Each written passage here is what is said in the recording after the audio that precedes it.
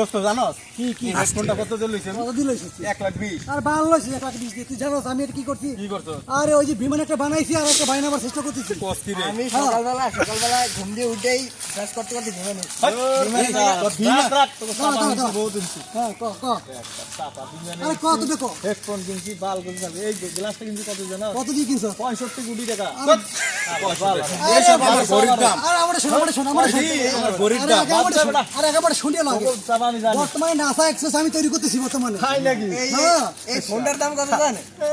Honda হলে কাম দিগা আমু। এই phone দেখছ? আর দেখবি তুই? ফোন দেখলে তো ডর দেখবি?